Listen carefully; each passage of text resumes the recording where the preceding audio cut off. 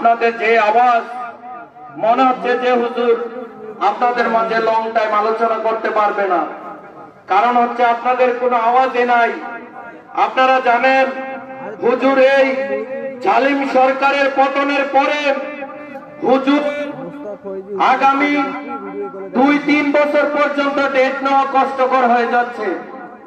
কারণ আল্লামা মুস্তাক ফয়জী আগামী 100 বছর পাবেন কিনা এটা জানি না, কিন্তু এই মুস্তাক ফয়জীকে নিয়ে যারা কটূক্তি করেন, বাংলাদেশের মধ্যে কিছু দালাল আলেমা আছে যারা নাকি বলে যে আল্লামা মুস্তাক ফয়জী নানান কথা বলে, বানায়া কথা বলে। আসুন তারও আলোচনা শুনুন এবং তার সাথে মিশে দেখেন তিনি কি কোরআন হাদিস ভিত্তিক এবং দলিল ভিত্তিক কথা বলে কিনা।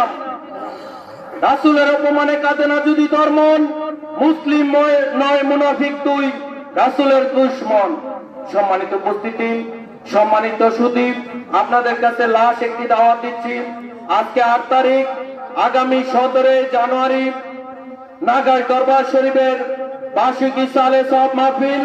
ওই মাহফিলে বাংলাদেশের শ্রেষ্ঠ কয়েকজন আলেম আসবেন। তার মধ্যে ডক্টর সাদেকুর রহমান আল আজহারী, আনিসুর রহমান আশরাফি এবং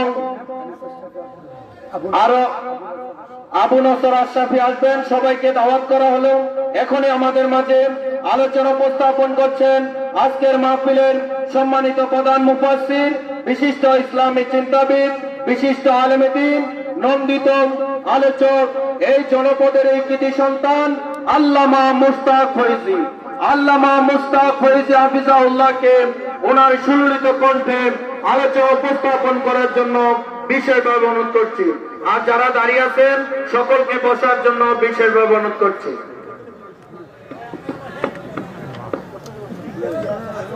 আসসালামু আলাইকুম ওয়া রাহমাতুল্লাহি ওয়া বারাকাতুহু।